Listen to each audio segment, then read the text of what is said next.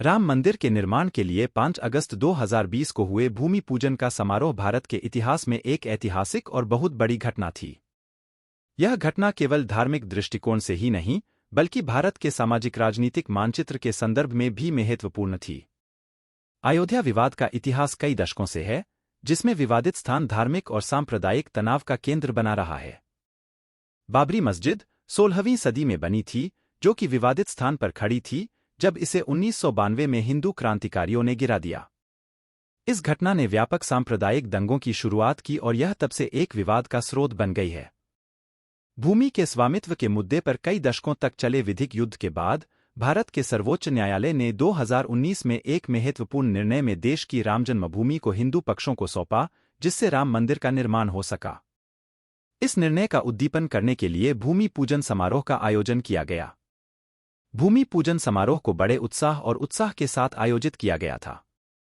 इसमें प्रधानमंत्री नरेंद्र मोदी जैसे विभिन्न महत्वपूर्ण व्यक्तियों ने भी भाग लिया, जिन्होंने मंदिर के लिए मूल स्थान पर शिलान्यास किया।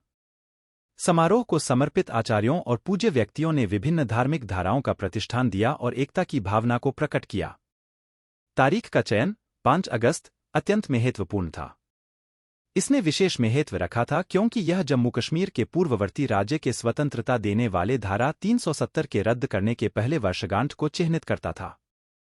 यह निर्णय भारत के राजनीतिक और संवैधानिक मानचित्र की पुनर्गठन की सूचना देता था। भूमि पूजन समारोह में भरपूर और उत्साह से सजाया गया था।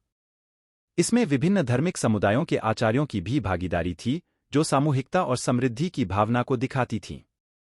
प्रधानमंत्री ने अपने भाषण में न्यू इंडिया की विचारधारा को बढ़ावा देते हुए देश के नागरिकों के बीच एकता और भ्रातृत्व की आवश्यकता को जोरदार रूप से दिलाया। उन्होंने राम मंदिर को भारतीय सांस्कृतिक और आध्यात्मिक धरोहर का प्रतीक मानने की महत्वपूर्णता को बताया। हालांकि इस घटना के विरोधी भी थे। कुछ लोग पूजन के समय को कोविड-19 महामारी के बीच के समय पर व्यक्तिगत चिंता का कारण मानते थे। यहां तक कि कुछ लोग समाज आर्थिक मुद्दों के प्रति मंदिर निर्माण की सरकारी प्राथमिकता को उठाते हुए सवाल उठाते थे। राम मंदिर का निर्माण एक जटिल प्रक्रिया है, जिसमें स्थापत्य योजना, धन संग्रहण और स्थानीय समस्याएं शामिल हैं। मंदिर डिजाइन में पारंपरिक भारतीय वास्तुकला के तत्व शामिल हैं और निर्माण का कार्य कुशल कलाकारों और शिल्पकलाओं की भागीदारी के साथ किया जाएगा।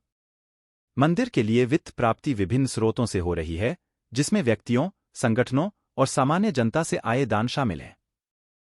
राम जन्मभूमि तीर्थ क्षेत्र, जिसे मंदिर का निर्माण के लिए स्थापित किया गया है, वित्तीय पहलुओं और परियोजना के अनुगमन का निर्देश करता है। जब निर्माण बढ़ता है, राम मंदिर से भक्तों और पर्यटकों को आकर्षित करने के लिए एक तीर्थ स्थान बन जाएगा।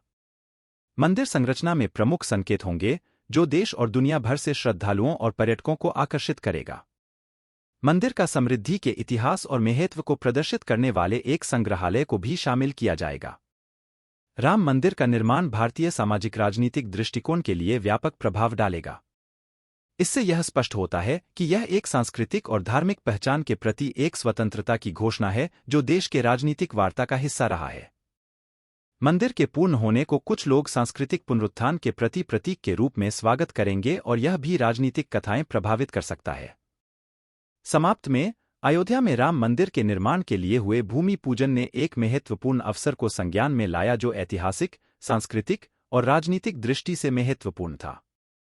इसने एक दीर्घकालिक कानूनी विवाद का समापन किया और भारत के सांस्कृतिक दृश्य में एक नए युग की शुरुआत की।